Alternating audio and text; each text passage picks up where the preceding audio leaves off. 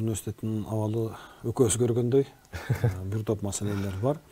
Аларды эми акырын-акырындан жолго салабыз. 2028-жылы жамаатыбызда ынтымак, түшүнүүчүлүк, колдоо болуп турса, 2028-жылы 5 жылдан кийин Борбор Азиядагы искусство багытындагы алдыңкы 10 университеттин катарына киребиз.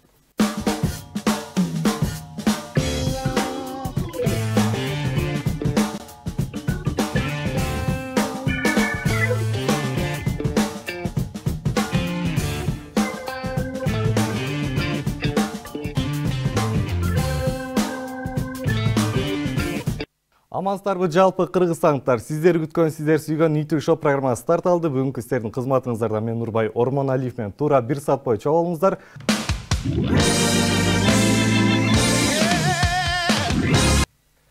Урматтуу көрөрман, эфирде Нитү шоу программасы. Бүгүн бизде конокто ким деп жаткан болсоңуздар, оончу, керемет оондордун автору, аткаруучу, кыргыз филология илимдеринин кандидаты, доцент, БСР 5 атындагы Кыргыз мамлекеттик маданият жана искусство университетинин ректору Түмөнбай Колдошев. Саламатсызбы? Кош келипсиз. Кушак болгула. Жакшы көрүп алдыңызбы? Рахмат, баары жакшы. Алгач эле суроолордон бере кетсек, жакында эле Кыргыз мамлекеттик маданият жана искусство университетинин ректору болуп дайындалдыңыз. Негизинен эле бул кызматка кантип келип калдыңыз? Ким тарабынан сунуш болду? Мага эч ким сунуш берген жок. Болгону адамдын өзүнүн бир каалоо тилектери, адам өзү жасай ала турган иштер болот. Ушул университеттин мурдагы ректору Мамашаров Чотонов мезгилсиз дүйнөдөн кайтканына байланыштуу конкурс жарыяланды. Билим берүү министрлиги тарабынан. Анан конкурстун жообосу менен таанышып чыксам, бардык параметрлерге менин талапкерлигим туура келгидей. Мен албетте министрдин орун басары кызматы ордунда иштеп жаттым. Ал жерде да иштей берсем болмок, бирок мен өз алдымча бир аз болсо да бир чыгармачылык эркиндикти, чыгармачыл балдар менен чыгармачыл чөйрөдө жүрүүнү кааладым жана конкурска катыштым. Бул эми жеке чечим деп эсептейм. Жакшы. Негизинен эле агай, сиздин ошол БСР 5 ректор болуп келишиңизге көптөгөн Facebook тармагында тоскоолдуктар болду. Ал тоскоолдуктар сизге кыйынчылык туудурган жокпу? Жок, эми ал мыйзам ченемдүү көрүнүш, экинчиден бардыгы өз максатына жетиш үчүн ар түрдүү аракеттерди, ар түрдүү ыкмаларды жасайт. Эми ал ага мен капачылыгым да жок. Ал мыйзамдуу түрдө конкурска катыштым, мыйзамдуу түрдө конкурстан жеңдим, мыйзамдуу түрдө буйрук чыкты, мыйзамдуу түрдө иштеп атам. Ал эми ошол айрым бир учурларда жеке кызыкчылыктар, жеке бир түшүнүп-түшүнбөстүктөр, билип-билбестиктерден болгон иш-аракеттер болот. Жаңылган адам болбойт азыр бүгүн. Коллективге шүгүр, түшүнгөнү түшүнүп, адашканын мойнуна алып, биз анын сөзүнө кирип, мунун сөзүнө кирип, биз да жаңылып калыптырбыз. Сиздин чыгармачылыгыңыз жөнүндө, жалпы ишмердүүлүгүңүз жөнүндө туура эмес маалыматтарды уккан экенбиз, көрсөбүз жаңылыппыз дегендер бар. Эми мага ал иш-аракеттерди сүрүштүрүп, алардын артынан кууп, анан эмне болду дегенден көрө мен жакшы иш жазып, жакшы жумуштарды жасап, жакшы оон жазганым өзүмө да элге да пайда. Жакшы. Агай, негизинен эле Facebook тармагында өзүңүз бөлүшө кеттиңиз, жалпысынан университетибиздин сырткы көрүнүшү тууралуу. Негизинен кандай кабыл алышты, кайсыл идеяга токтолушту? Ал эми болгону мындай коомчулукка ушундай иш-аракеттер жасалгандыгы жөнүндө мындай бир сигнал берүү да. Мен жарыялаганда албетте январь айында жарыяладым. Азыр 2 ай өттү. Кыштын шилдесинде ал иштер жасалбайт. Жазга келдик. Кудай буйруса ушул Нооруздун ар жак бер жагында биз ушул университеттин сырткы облигин өзгөртөбүз.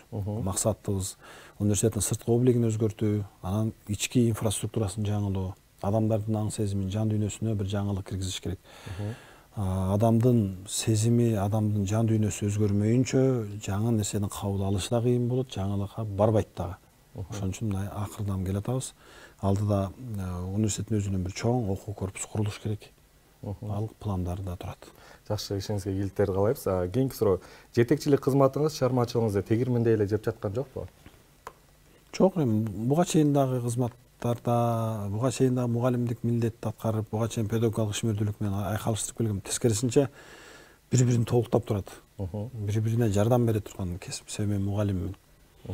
Мен студенттерим менен баарлашканда, алар менен кадимкидей энергия аласың, алардын максаттары менен, алардын ойлору менен жашап, алар менен чогуу кыялданан аласың да.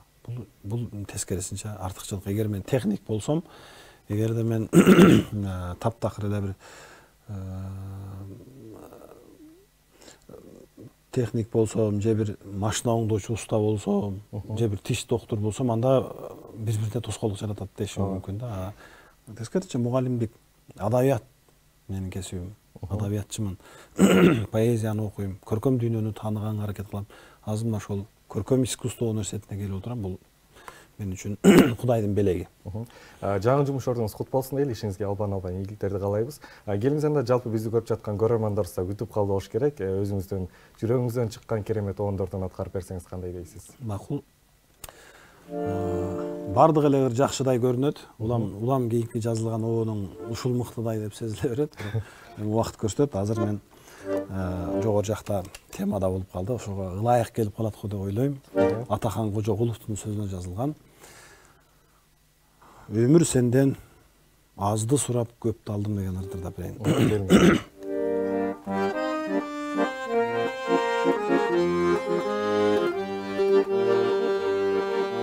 Өмүр сенден азды сурап көптү алдым, маңдайыңа кызыл гүлдү кыстардым.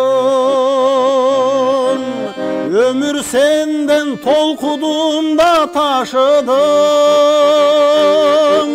өзөгөртөп кайгырдым да эй жашыдым. Өзөгөртөп кайгырдым да эй жашыдым.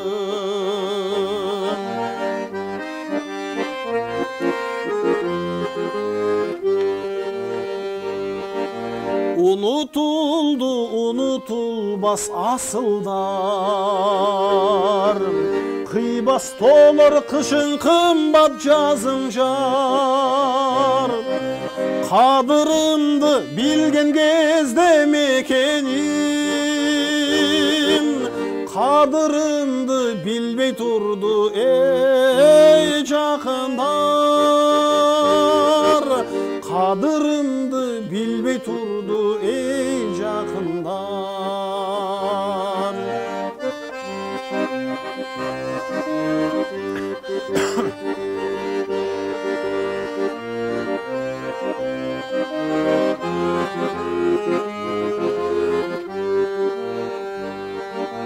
Dilim gökte özüm jerde suudamın, balkim otto şamaldamın duudamın.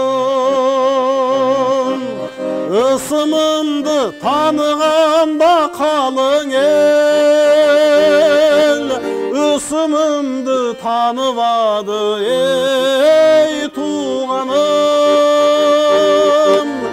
Isımımdı tanıvadı ey tuğanım.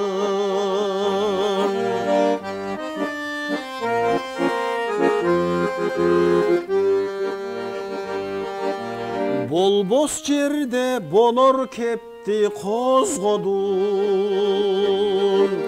borum tilip bozingendey bozdodun. Irlarımdı tanıganda beytanış, ırlarımdı tanıvadı ey dostlarım. Irlarımdı tanıvadı ey dostlarım.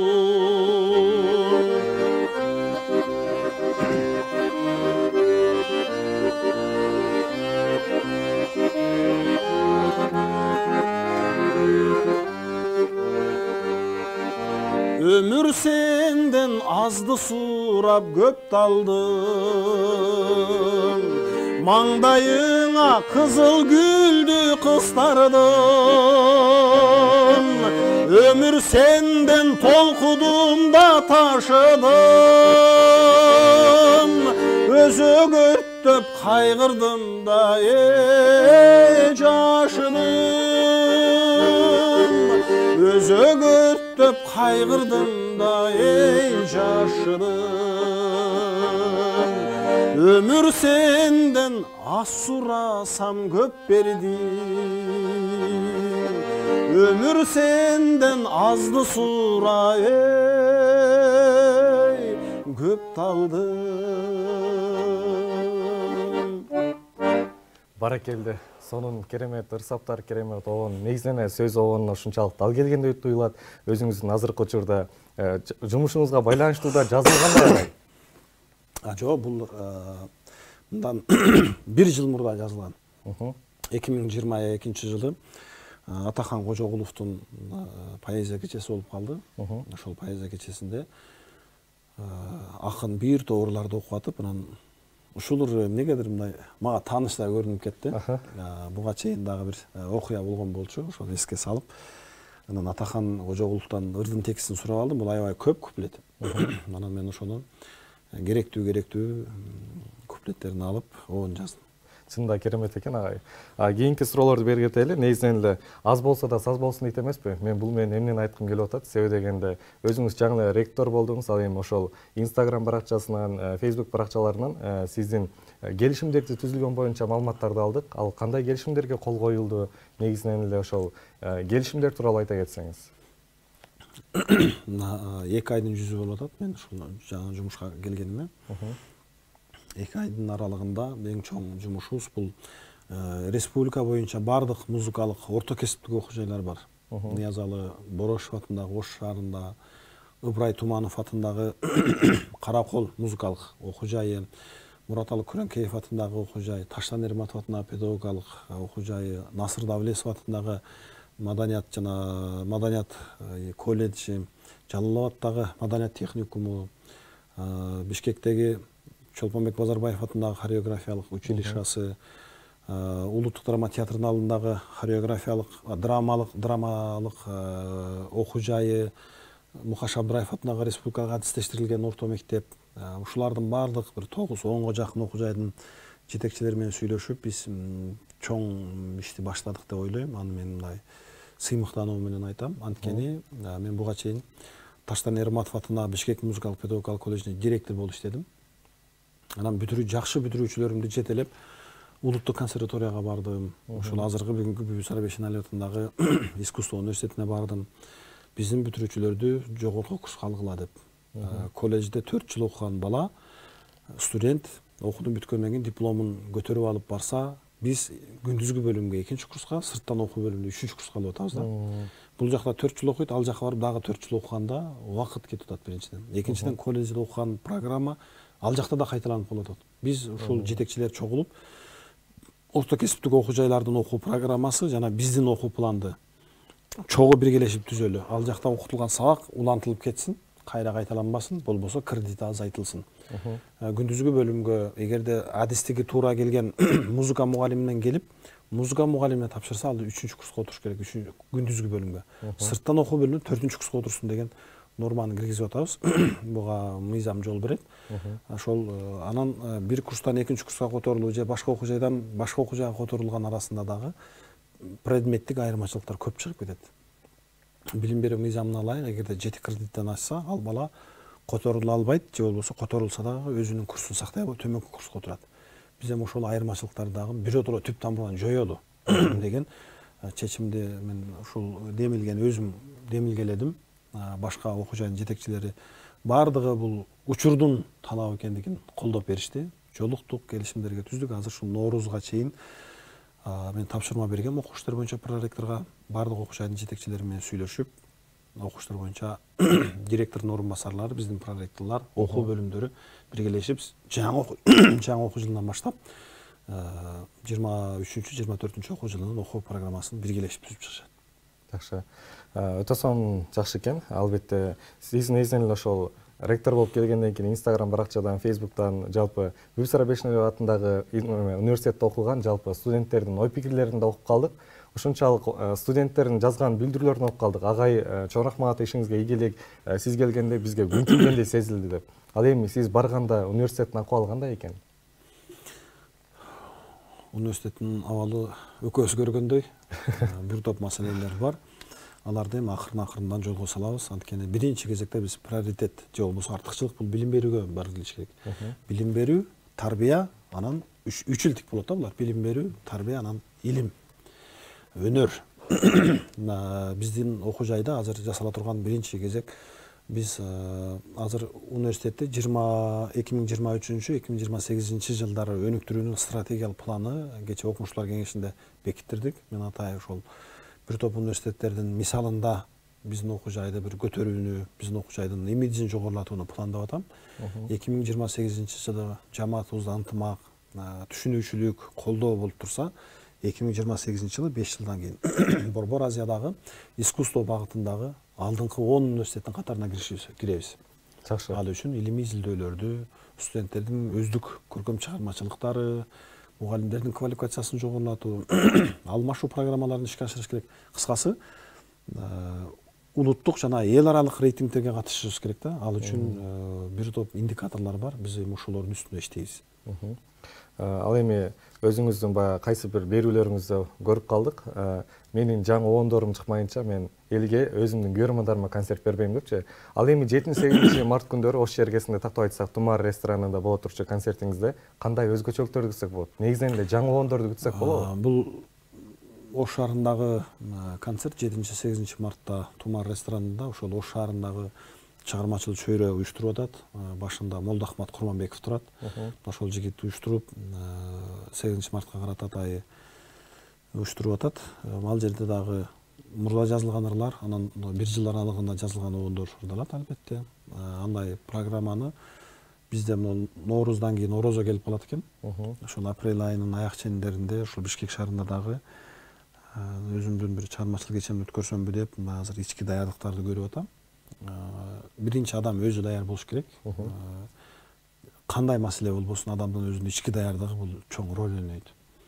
Ошол азыр бир жыл аралыгында 1-2 жаңы оондор жазылган, ошону ырдайбыз. Жакшы.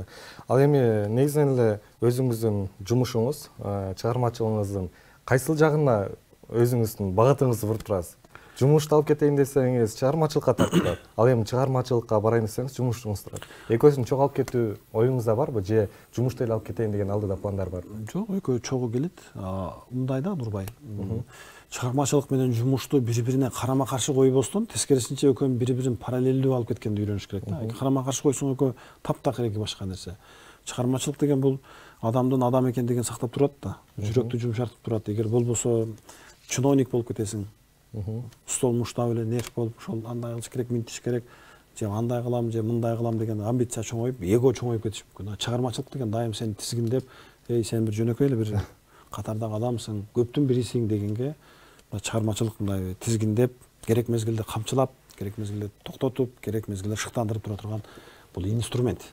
Чыгармачылыкты ошондой кабыл алыш керек. Жакшы. Келиңиз анда агай, сизди жалпы биздин көрүүчүлөр да күтүп калды. Негизинен эле Мен дүйнөнүн апам менен тааныгам деген чыгармаңыз бир кездери жалпы калың журтка белгилүү болгон. Мен дүйнөнүн апам менен тааныгам деген ырыңызды биздин көрөрмандарга арнап берсеңиз. Макул. Фатима Абдалованын сөзүнө жазылган ыр бул. Мен дүйнөнү апам менен тааныгам.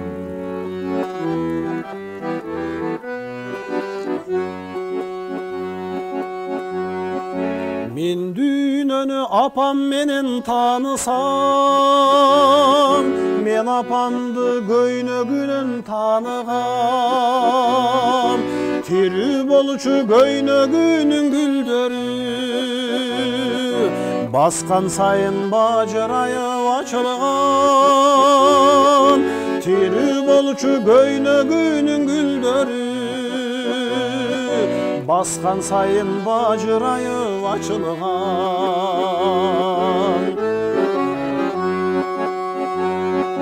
Мен дүйнөнү апам менен таанысам, мен апамды жыты менен тааныгам. Жыттачу эле магдыратып жытына,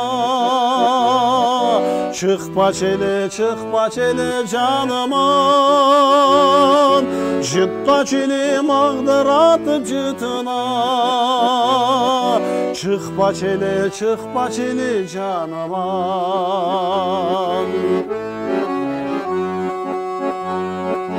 Мен дүйнөнү апам менен таанысам, мен апамды колдорунан тааныгам. Жылуу болчу, жумшак болчу колдору, Кармашканда бала бойун балкыган, жылуу болчу жумшак болчу колдору. Кармашканда бала бойун балкыган.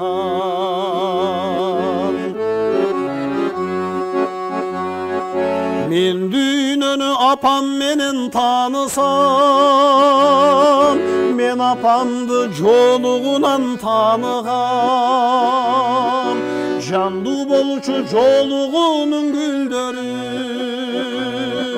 баскан сайын бажырайып ачылган. Тирүү болчу жолугунун гүлдөрү, баскан сайын бажырайып ачылган. Ай,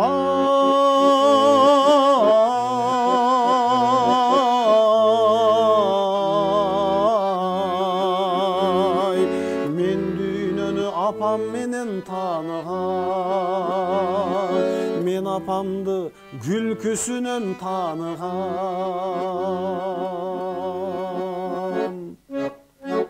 Эң сонун албетте күндү эстейм, түндү эстейм, түн уйкусун бөлүп кызынын улунун амандыгын тилеген жалпы апаларыбыз бар болсун дейли. Учурдан пайдаланып биздин жалпы аял затын 8 март менен куттуктап да кетсеңиз болот. Ооба, албетте, бул жаз менен жарыша келип, көктөм бул ойгонуунун мезгили, жаратылыштын ойгонгон мезгили. Мына ушул жаратылыштын ойгонуу мезгилинде адамдардын сезимдерин ойготкон, апага болгон, сүйгөн жарга болгон, эже карындашка болгон сезимдерди кытыглаган 8 март келатат. 8 март майрамыңыздар менен чын жүрөктөн куттуктайм. Силерди жашоонун мазмунусуздар. Жашоодо эки түрдүү аялдар болот дейт. Эркектердин азабын тарткан аялдар, анан эркектерди азапка салган аялдар дейт. Ошол апалар дагы, сүйгөн жарлар дагы, эже карындаштар да эсен болгула. Биз силерди сүйөбүз, урматтайбыз. Силер үчүн гана жашап атабыз. Чын-чынына келгенде.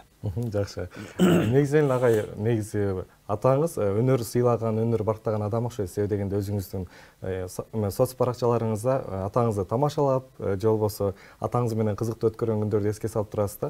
Атаңыз өнөр сыйлаган, өнөр балаган инсанбы? Ооба, атам өмүр бою ушул колхоздун чөйүн чаап, малын багып, суусун суугарган киши.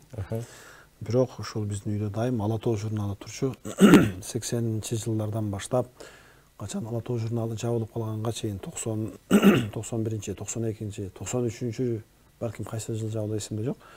Ушул эгемендүүлүккө жеткенге чейинки аралыктагы бардык сандан ар бир сан Ала тоо журналы бар. Атам ушул адабиятты, көркөм адабиятты окуп жакшы ырдайт. Биздин үй бүлөдө эң начар ырдаганы мен. Агам да жакшы ырдайт, атам жакшы ырдайт. Менин ушул адабият дүйнөсүнө, чыгармачылыкка келип калышыма, ушул көркөм дүйнөнү түшүнүшүмө атамдын салымы аябай зор. Негизинде атакеңиз баягы өзүңүздүн чыгармачылыгыңызга, жаңы чыгарган обондоруңузга сын пикирин айтып, же бул жери мындай кылсаң андай болот деп айтканчылар болобу? Албетте. Чыгармачылыкка баш багып аткан мезгилде мына күнү бүгүнкүгө чейин атам менин чыгармачылыгыма көз салып турат. Жакында эле бир аз сурабай калдым, болбосо дайым жаңы обон жазганда мен атама угузам. Атам жарайт десе жарайт, жарабайт десе жарабайт. Мен сынчым атам болчу. Жакшы. Негизинен эле интернет желесинен байкап калдык, поэзия чөйрөсүнөн дагы сизди жакшы тааныйбыз. Баягы Instagram баракчасынан байкасак, баратканда дагы поэзияларды айтып барат экенсиз да. Келиңизден да сизден поэзия бүтпөйлү, кандай дейсиз? Макул. Бул поэзия обончулуктун, обончулук өнөрдүн өзөгү. Музыканттар жашай берет. Симфония жазат, чыгарма жазат, сүйүта жазат, кантата жазат. Ошол музыкалык чыгармасы менен жашай берет. Ал эми обон жазган обончу адамдарга биз поэзиясыз, текстсиз биздин обондор обон болбой калат. Ошон үчүн бул биринчиден. Экинчиден мен кесибим боюнча филолог болгондуктан дайым акындардын ырларына көз жүгүртүп, карап, окуп, анализдеп турам. Кайсыл акын кандай темада иштеп атат, экинчиден чыгармачылыгыма да бул маанилүү. Анда мен Соромай Жусуевдин Элегия деген ырын окуп берейин. Жаз күңкүп, жүзүң балкып, нурга айланып, сөздөрүң мага кулган, ырга айланып. Кармагам назик колуң эркелетип, карагам каректериң жыргай калып. О гана ошондогу жашыл аалам, жаз өттү сендей күлүп жадыраган, дал болуп сенсиз жалгыз турам күздө, дарактай жалбырактан ажыраган. Кайдасың, капа болуп зилдей берем, ким дайып ойдон ойду иргей берем, өзүмө же сөзүмө тарындыңбы, өкүнүп так себебин билбей келем. Асманда булут учуп, шамал улуп, алысты карай берем улутунуп, капырай кантип сенден күдөр үзүп, кантип мен кала берем унутулуп. Түбөлүк бийлеп алдың сен эсимди, түшүмдө түмөн көрөм элесиңди, жадырап көңүлүмдүн жазы болуп, жал жалым жазда кайра келесиңби? Жадырап көңүлүмдүн жазы болуп, жал жалым мартта кайра келесиңби? Баракелде, баракелде. Эң сонун агай.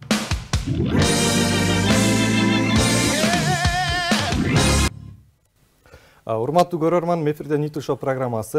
Ал эми бүгүнкү биздин коногубуз керемет оондордун автору, кыргыз филология илимдеринин кандидаты, доцент, ББСР 5 атына Кыргыз мамлекеттик маданият жана искусство университетинин ректору Түмөнбай Колдош агабыз конокто. Агай, алгач эле азыркы клип тууралуу сурайын деп атам, Жарты кайык чыгармасы тууралуу. Чыгарма боюнча жалпы айта кетсеңиз. Чыгарма 2011-жылы июнь айында жазылган. Эгер адашып кетпесем, мен дайым ырларымдын туулган күнүн жазып коем. 2011-жылы июнь айында жазылган.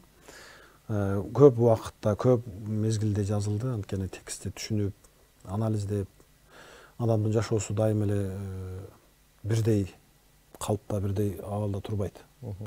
Кеде андай, кеде мындай болуп калат. Ошондой мезгилдерде мен өзү негизи маанайдын ырчысымын да, маанайга жараша жазылат. Ушул Зайырбек Ажматов экөөбүздү табыштырган, таныштырган, агайыны кылган чыгарма ушул. Оригиналы бир аз башкачараак, куплеттери очоюп 35те карып турдум деген саптар бар. Мага эмнегедир мындай иштелип, оң ылайыктап берген экен, өзү берген деле.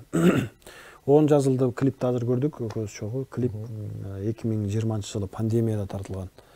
2020-жылы март айында Ошто пандемияда эч ким көчөгө чыкпайт, а биз чыгармачыл топ Токтогул паркына түшүп тартканбыз.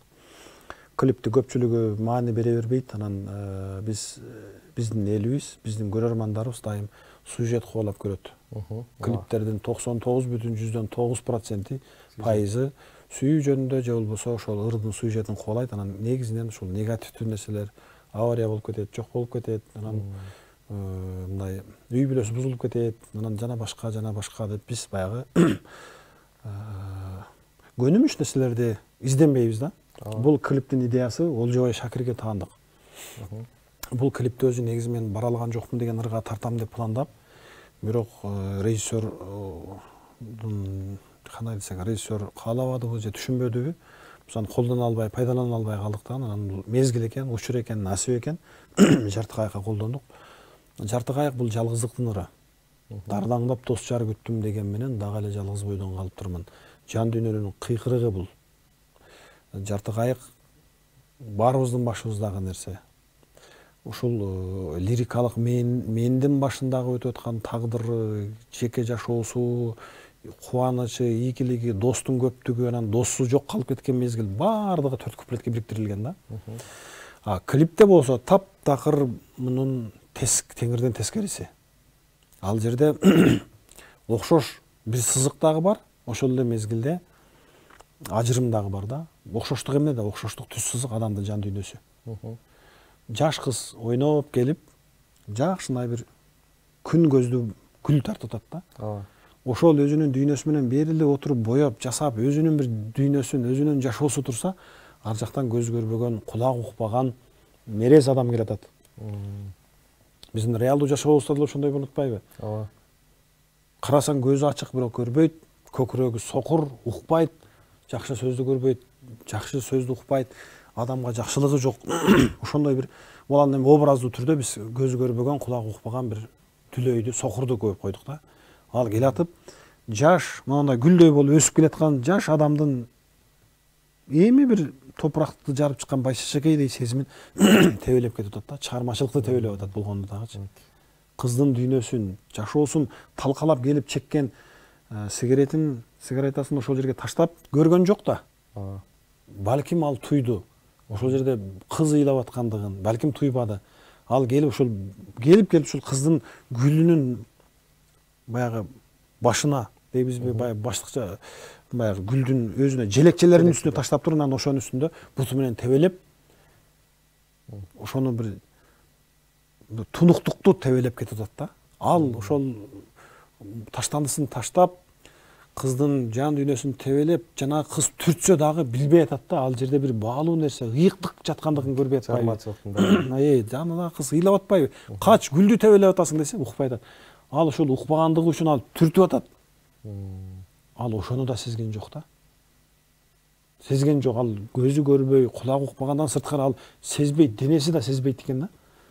Анан ал карап кетип атат. Кыз өкүрүп, өзүнүн дүйнөсү талкаланган идиштей болуп, өзүнүн жан дүйнөсү сынып атса, ал ыйлап атабы же ыйлабай атабы, укту укпадыбы, мындай бир маани да берген жок. Ал өзүнүн жашоосу ошол караңгылыгы менен, ошол түркөйлүгү менен ал дагы жашоосун улантып баратат. Ал далай адамдын жашоосун ошентип сындырып талкалап кете берет. Клип ошол жөнүндө. Ал эми Зайырбек Ажыматов агабыздын китептерин бет ачарын өткөрдүңүз. Ал убакта сиз Таштан Эрматов атындагы Бишкек музыкалык коллежинде жетекчилик кылып турган учурда негизинен Зайырбек Ажыматов агабыздын ошол китебин бет ачарын ким уюштурду?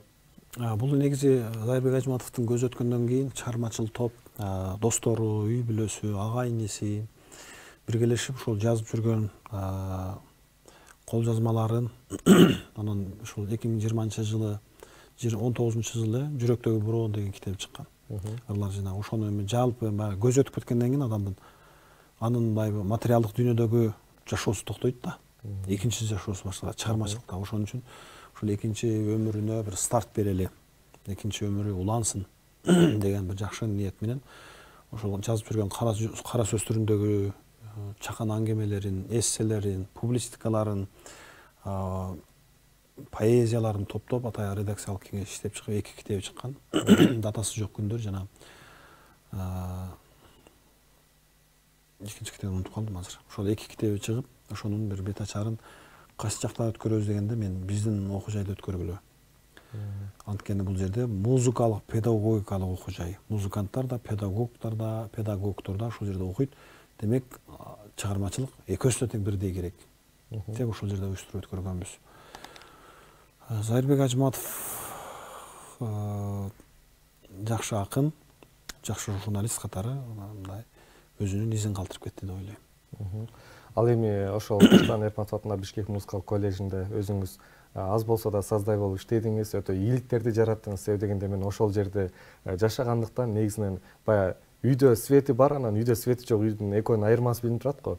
Негизи өтүп баратканда капкараңкы болчу, эч ким олтурчу эмес. Ошонун жанында дагы 2 үйлөр бар, турак жайлар. Ал жактан өткөндөрдө эч мындай басып барат, даже карап да койчу эмес да. Ал эми сиз келгенден кийин ошол убакыттан кийин алдына жазуулар жазылды, светтер коюп, негизинен эле скамейкалар коюлду. Анан азыркы учурда басып баратканда ошол учурда иштеген күндөрүңүздү сагынасызбы? Албетте.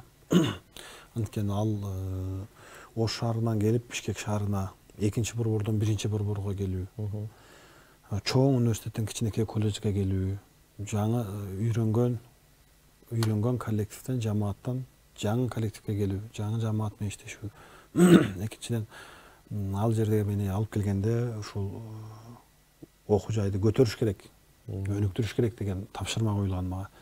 Колуман келишинче жасадым. Мамлекет башчыларына рахмат, колдоп берип, көп иш аракеттер жасалды. Жамаатка рахмат, ынтымакташып, бири-бирибизди түшүнүп, бүгүн дагы ушул окуу жайда болуп аткан иш-чараларга чакырса, мен сүйүнүү менен келип кабыл алам жана катышам. Ошол жерде бир туугандай болуп калган студенттер бар, эмгек жамаат бар. Албетте эми баарына жагуу мүмкүн эмес. Кимдир бирөөнүн жеке кызыкчылыктарын тыйып койгон учурлар болот. Анткени ал бир адам үчүн кызмат кылбайсың да, жалпы масса үчүн, жалпы эл үчүн кызмат кыласың. Ошон үчүн жалпы көп адамга кызмат кылып аткан мезгилде кимдир бирөөнүн жеке кызыкчылыктары сынып калышы мүмкүн, ал аткарылбай калышы мүмкүн. Пенде эч качан баарына ыраазы болбойт жана баарына жагуу да мүмкүн эмес. Мен ошол жерде 2 жыл, 2 ай, 2 күн иштедим. Сыймыктанам, жакшы коллектив менен, жакшы студенттер бар экенине, жакшы окуу жай менен тагдырлаш болгонума кубанам. Жакшы. Келиңиз жана сизден көпчүлүк көрөрмандар дагы да ыр суранып калган, ушу ыр суранышы толтуруу да мүмкүн. Ал эми өзүңүздүн досторго деген чыгармаңыз бар. Кайсыл бир жакшылык болбосун, тойлор боло, баягы аккордеон коштоосунда жигиттер да ырдап калышат. Досторго деген чыгармаңызды ырдап берсеңиз анда. Бул ырдын тарыхына да бир аз кайрылып кетейин. Бул ырдын сөзү Улукбек Омакеевдики. 2009-жылы 29 июнда жазылган. Түнкү саат 2-де. Биз ошол күнү Кыргыз филологиясы факультетин Эмил Абдыбалиев экөөбүз, группалашым экөөбүз дипломдук ишти 5ке тапшырып, кубанып анан Улукбекти чакырып, үчөөбүз отуруп, навайнан деп коет ошто. Навайнандан 2 навайнан, анан кычаю деген май бар болчу. Слишком масло. Биз ошону оюп алып, үчөөбүз курсакты тойгозуп, түнкү саат 12-де текст кайрадан иштелип баштады. Мен отуруп, оон жаздым. Эмилбек ойлорду, идеяларды таштайт. Досторум ыйманга деген сөз кошпойсуңар, ошол досторду ыйманга чакырыш керек деп кайырмасы ошентип жазылды дегендей.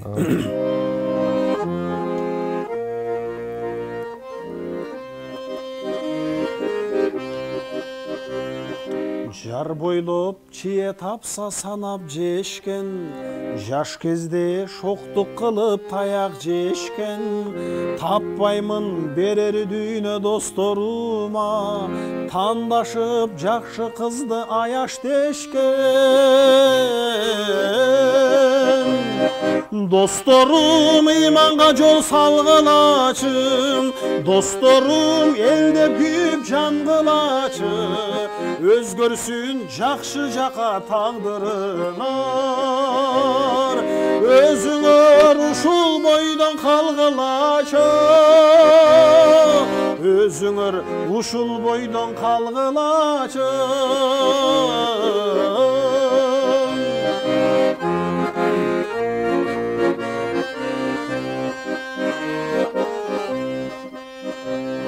Сүрөшкөн күлүк болсом жарыштагым, таптаган саяпкерим алыстагым, сезилет силер менен чечилчүдөй, досторум турмушумдун табышмагым. Досторум ыйманга жол салгылачы, досторум элде күйүп жангылачы, өзгөрсүн ай жакшы жака тагдырыңар, өзүңөр ушул бойдон калгылачы, өзүңөр ушул бойдон калгылачы.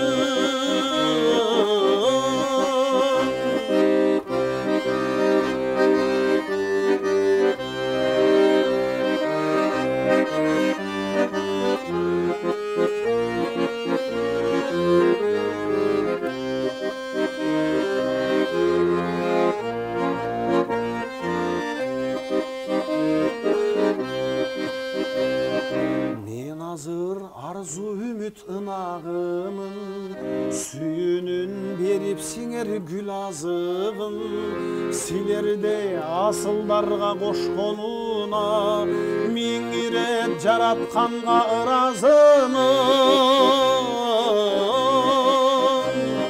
Досторум ыйманга жол салгылачы, досторум элде күйүп жангылачы, өзгөрсүн ай жакшы жака тагдырыңар, өзүңөр ушул бойдон калгылачы, өзүңөр ушул бойдон калгылачы, өзүңөр жапжаш бойдон калгылачы.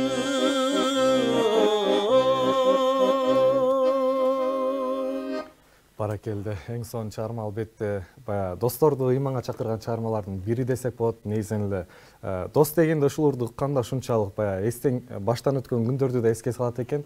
Ал эми сиздин учурдан пайдаланып баягы чыгармачылыгыңыздан сырткары жаныңызда жандап жүргөн досторуңуз бар. Ошол досторуңуз азыркы кызматыңызга барганда сиздин кызматыңызга тоскоолдук болуп баягы кээбирки достор бар эмеспи? Бирин-бирин көрө албаган. Ошондой учурлар болдубу? Кээде болуп калат. Эми аны мен тоскоолдук же көрө албастык дебейм. Кээде мен бир окуя айтып берейин. Келиңиз ага.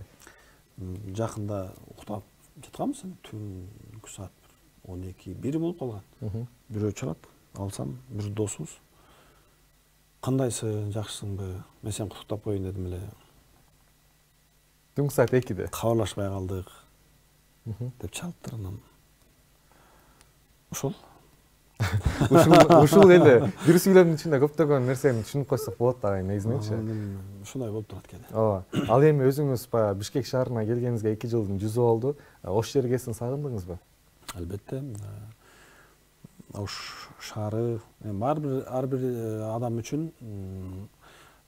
ыйык шаарлар болот, ыйык жерлер болот дегендей. Ош шаары менен студенттик мезгилимди өткөрдүк. Тазагүл Закирова деген акындын бир жакшы ыры бар. Мен сүйүүгө Ошко келип жолуктум дегенчи. Ансыңардай бул сүйүүгө Ошко келип жолуктук, дос таптык, чыгармачылыкты өркүндөттүк, калыптандык, адам катары, педагог катары, окумуштуулукка, чыгармачылыкка, кыскасы турмуштун ар түрдүү тармагына урунуп, калыптанып, өзүбүздү өзүбүз тарбиялаган мезгил болуп калды. Ошон үчүн Ош шаары менин жашоомдо, менин чыгармачылыгымда өтө чоң роль ойнойт. Кудай буйруса, мындай негизи Талас шаары жөнүндө, Көл жөнүндө, Нарын жөнүндө, Чүй жөнүндө, Бишкек жөнүндө, Жалал Абад, Баткен мындай алып караганда кыргыздар чыгармачыл адам болгондуктан ар ким өзүнүн туулган жерин ырдаса дагы чоң чыгарма болуп жазылып калат. Бирок эми салыштырмалуу мындай анализдеп көргөндө Оштогу, Ошко арналган ырларда бир топ өзгөчөлүк бар экен. Эмнеге өзгөчөлүк? Мисалы, мен сүйүүгө Ошко келип жолуктум дейт. Тазагүл Закированын сөзүнө жазылган Сайды Рахман Матиевдин ыры. Бир келип кетчи Ош жака, Абдумарап Төрөбековдуку. Жолугал ак буранын боюнан Сырат Аманбаевдуку. Садагам Оштой жеримди. Менин дагы Ош түнүгө сен сагынбай жүрөсүң. Ош түнү Ана Таймурхановдун сөзүнө жазылган Асанкалы Керимбаевдин ыры бар. Ош түнү, бирок аны эч ким Ош түнү деп айтпайт. Бир бетиң өпсөң бир бетиң калат деп айтат. Сулайман тоо жөнүндө сонун ырлар бар. Ибрагим Жунусовдун ыры бар, Гүлшайыр Садыбакасованын ыры бар. Кыскасы бир нече ырлар бар да, бардыгын өзөгүн топтоп келсең, бардыгы эски сүйүүнү козгойт. Эски бактылуу мүнөттөргө тартуулайт да, мындай айланып келгенде бир келип кетчи Ош жака дегендей. Бардыгы эле Ошко чакырат да. Келиңиз дагы өзүңүз дагы азыркы сүйлөп жаткан сөзүңүздөн байкап калдык. Ушунчалык көзүңүздөн Ош шаарын сагынгандай бизге туюлуп атат. Сиз менен чогуу Ош шаарын алып келели, анда келиңиз. Макул. Токтогул Кенжеев деген ардагер журналист, акын абабыздын сөзүнө жазылган ыры.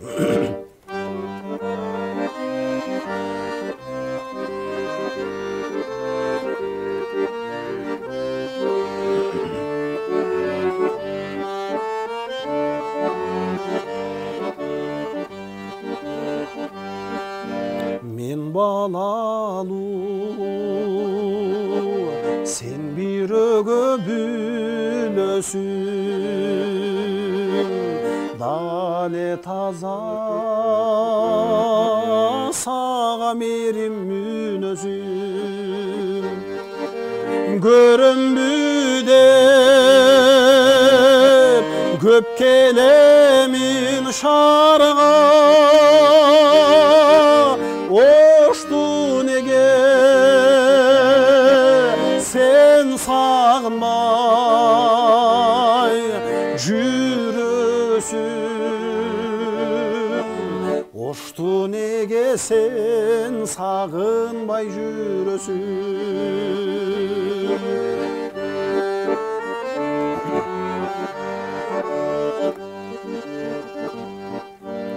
Оштон тапкан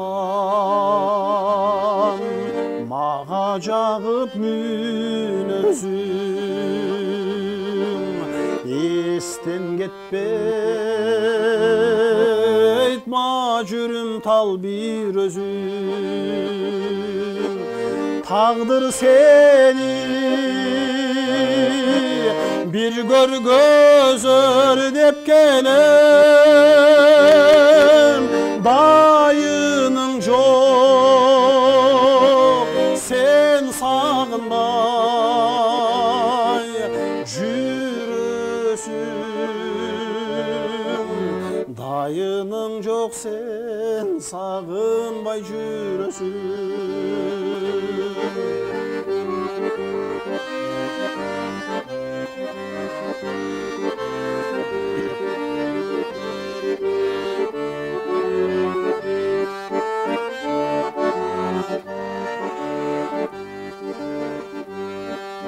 Сезим жаным,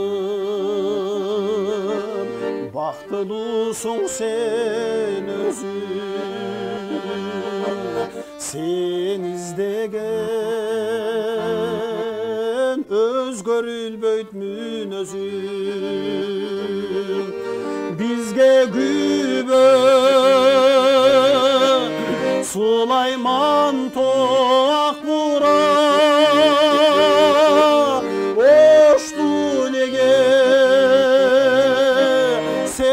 сагынбай жүрөсүң. Ошту неге сен сагынбай жүрөсүң. Ошту неге сен сагынбай жүрөсүң. Баракелде. Негизинен эле ош жергесине болгон сагынычыңыз бир аз болсо таркадыбы? Ооба. Келиңиз анда агай, убакыт учкан куш экен, жаңы эле эфирибизди баштаганбыз. 1 саат убакыт бат эле өтүп кетти.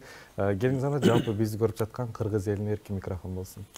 Рахмат, барыңыздарды жаз жаңысы менен куттуктайын. Барыңыздарды тирүүлүктүн, жашоонун көктөмү менен куттуктайлы. Мезгилдин көктөмү менен куттуктайм. Көктөм биз баарыбызга жакшылыкты, жакшы ойлорду ойлогонду, жакшы ырларды жазганды, жакшы ырларды ырдаганды, жакшы адамдар менен сүйлөшкөндү, жакшы эфирлерге келгенди, анан жакшы адам менен жакшы жашаганды насип кылсын. Чоң рахмат. Келип бергениңизге чоң рахмат айтабыз. Бар болуңуз, ишиңизге албан ийгиликтерди каалайбыз, үй бүлөлүк бакыт каалап кетебиз. Бар болуңуз. Урматтуу көрөрманым, албетте 8 март жалпы өзүңүздүн карындашыңыз же болбосо жубайыңыздын көңүлүн алайын деп жаткан болсоңуздар, 7-8 март күнү Ош шаарындагы Тумар ресторанында бир болуңуздар. Сиздер үчүн Түмөнбай Колдош агабыздан жагымдуу музыкалык чыгармалар, керемет оңдор жаңырат. Ал эми бүгүнкү биздин коногубуз ким деп жаткан болсоңуздар, тактап дагы бир жолу айта кетели. Керемет оңдордун автору Бүбүсара Бешнеровна Кыргыз мамлекеттик маданият жана искусство университетинин ректору, кыргыз филология илимдеринин кандидаты, доцент Түмөнбай Колдош агабыз конокто болду. Чоң рахмат айтабыз, дагы бир жолу бар болуңуз. Урматтуу көрөрманым, ушуну менен сиздерге арналган убактыбыз соңуна келип жетти. Бар болуңуздар, ооруңуздар, ден соолуктуңуздар. Кийинки эфирден көрүшкөнгө чейин аман болуңуздар.